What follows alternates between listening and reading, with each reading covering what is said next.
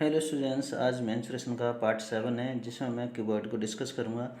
तो इससे previous video जो मैंने 3D के जितने सारे बेसिक्स फार्मूले थे उनके बारे में डिस्कस किया था।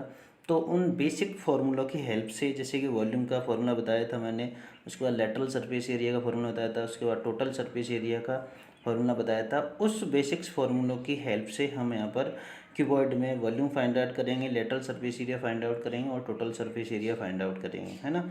तो मैंने 3D से पहले 2D पढ़ाई थी, तो 2D में पढ़ाया था रेक्टेंगल। जैसे मैंने यहाँ लिखा है रेक्टेंगल, जिस तरह से रेक्टेंगल मतलब 2D में जिस तरह से रेक्टेंगल होता है उसी तरह से 3D में क्या होता है, कीवर्ड होता है। तो इसका मतलब कुछ कुछ सिमिलरिटीज होती हैं, मतलब कि बेस रेक्टेंगल टाइप होता है किसमें, कीवर्ड में।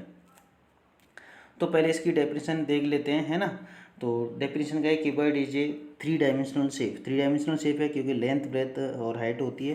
दैट हैज 6 फेसेज, जिसमें 6 फेसेज होते हैं, 8 वर्टिसेज होते हैं एंड 12 एजेज होते हैं। मतलब 6 फेसेज होते हैं और 8 वर्टिसेज, मतलब वर्टेक्स का प्लूरल है वर्टिसेज, और 12 एज, 12 के अब क्या होते हैं, किनारे होते हैं।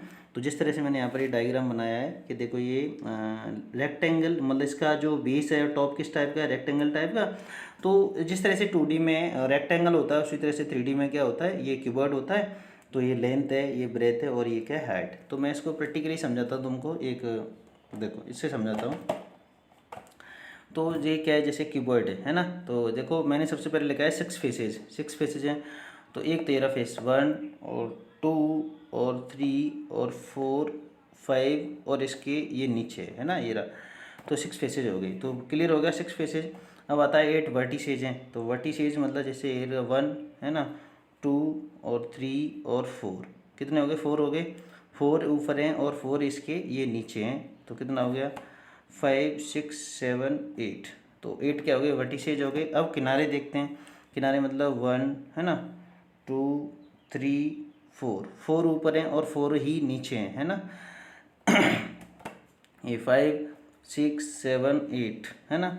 अब 4 ऊपर है, 4 नीचे हैं, तो 8 हो गए। अब इधर है साइड वाले 9 10 और इधर 11 और 12, इस तरह से ये कीवर्ड है।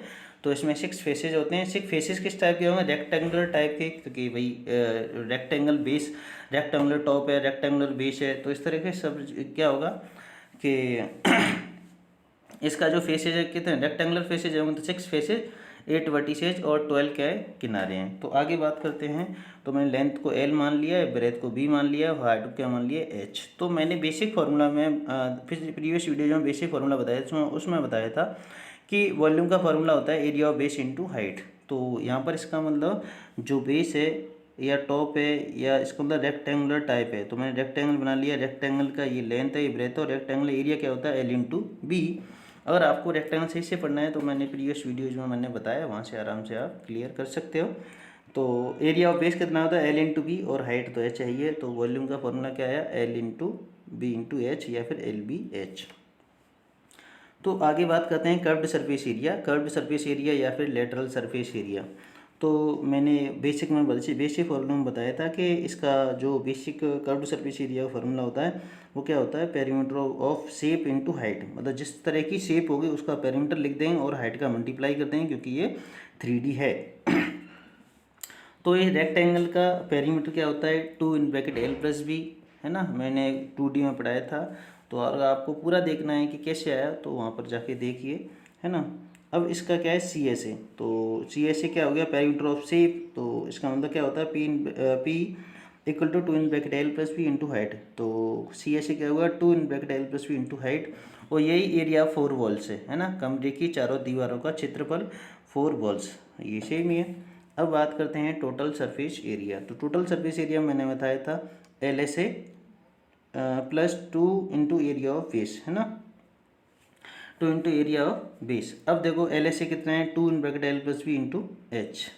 तो 2 in bracket L plus B into H, और ये मतलब एरिया ऑफ बेस। तो एरिया ऑफ बेस कितना, L इंटू बी। तो 2 इंटू L इंटू बी हो गया। अब TSA कितना, मैंने इसमें 2 का ही मल्टीप्लाई कर लिया है और H का ही मल्टीप्लाई कर लिया, तो हो गया 2HL 2BH और 2LB। तो 2 मैंने कॉमन ले लिया है। तो TSA का फॉर्मूला क्या बन गया, 2 in bracket LB plus BH plus HL, है ना।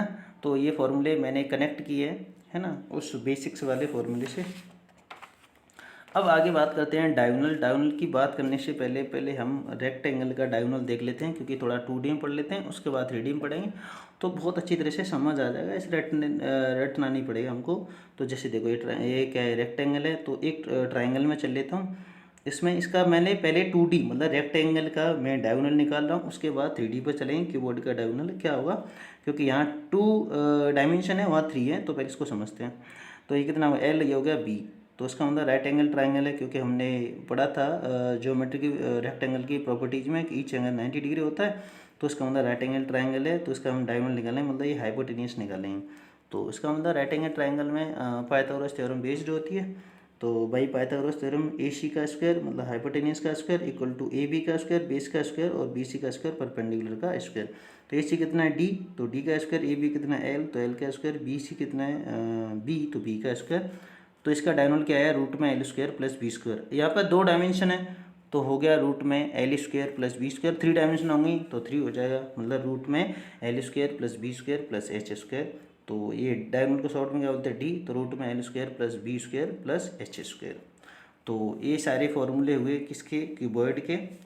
तो आपको अच्छी तरह सारी चीज़ें यह समझ आई होंगी। सो अगर आपको कोई दिक्कत है तो कमेंट कीजिए और you can subscribe my channel. So thank you.